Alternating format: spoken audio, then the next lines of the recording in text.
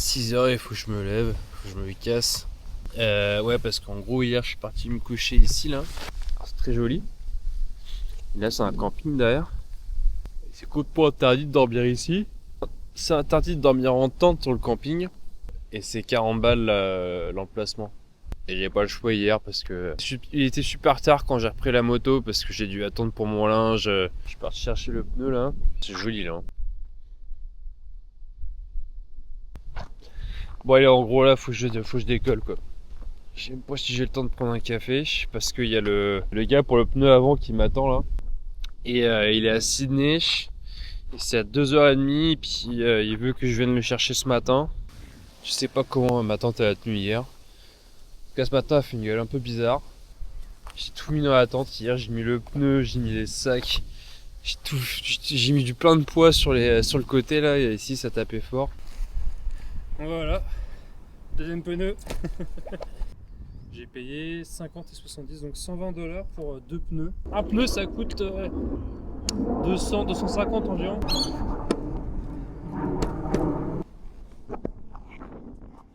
Avec les deux gros pneus là. Et bon, on va aller changer ça. Ah, c'est marrant, je l'imaginais plus impressionnant.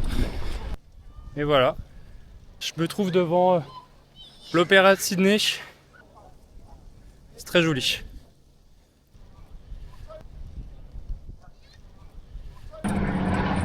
C'est beau, hein.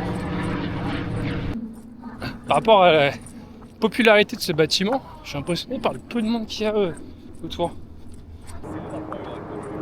Il est en plein Sydney là, juste à côté de l'Opéra. C'est assez ouf. Je suis passé devant un restaurant, une espèce de kiosque. Et le mec il avait pas bouffé ses frites. Ça me vient de courir donc j'ai faim. Je sais pas si je dois le montrer ça.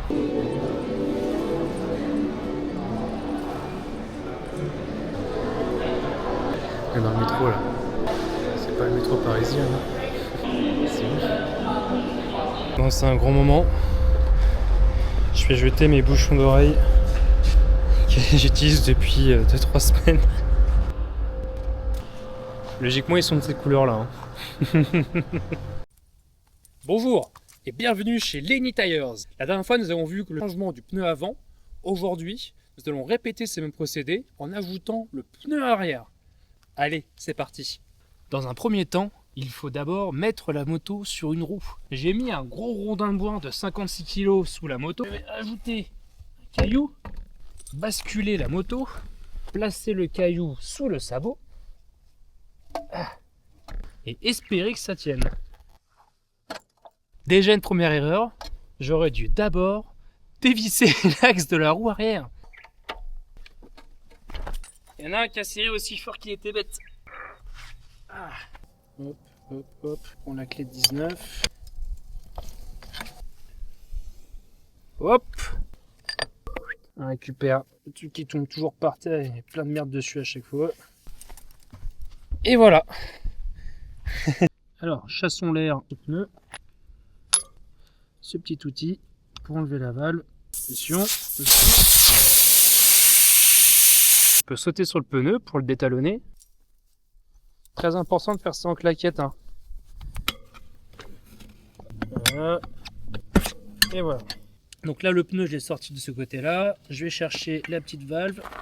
Bien la mémère. Voilà. On la sort.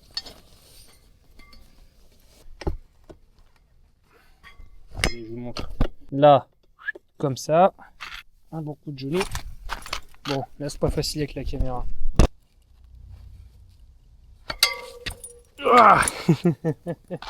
Sinon on peut juste le faire comme ça. Allez, sorti. Voilà. Et j'ai réfléchi que 10 minutes pour comprendre dans quel sens il tournait. On prend le petit trou. Et là, petit trou. Nous pouvons replacer la chambre à air. Tac. Alors voilà, la chambre à air est passée. Qu'est-ce qu'on fait maintenant? Pour pas la pincer, mettre un peu de pression dans le pneu. Petite pression dans le chambre à air, pas trop, juste assez ce qu'il faut. Mettre un peu de W40 tout autour du pneu pour l'aider à bien glisser. nous avons plus qu'à regonfler le pneu. Bah là on a un petit souci, c'est pas un drama. Il n'est pas venu se talonner bien comme il faut à la jante. Donc on va redégonfler tout le pneu et puis on va le regonfler. Mon petit gonfleur électrique n'a plus de batterie. Et je pense qu'on va laisser comme ça, même s'il n'est pas bien talonné. Je vais aller à une station essence pour le dégonfler et regonfler entièrement. Et en attendant, je pense qu'on va faire juste le pneu arrière. Bon, voilà, déjà le pneu avant, c'est fait. Toujours un léger frottement avec les disques, mais il est très léger. Je vais même pas montrer où je suis. Je vais mettre ma tente ici, ma petite table, toilette là-bas.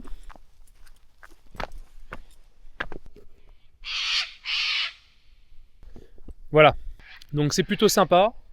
Donc tu peux soit avoir une maison comme là-bas très très chère, ou alors une tente à 80$ et tu viens dormir ici. Pendant la tempête, ça a fissuré une de mes tiges, mais c'est la deuxième qui est cassée. Il y avait déjà réparé celle-là. Mon petit gonfleur a l'air d'être un peu chargé, donc on va tenter le coup. Enlever la roue arrière. On va le mettre à l'avant. Voilà, elle tient sur ça. Ok, alors la roue arrière, c'est pas compliqué. Tout à l'heure j'ai enlevé l'écrou. On retire l'axe. Ah, j'ai oublié de faire un truc. Faire dérailler la chaîne.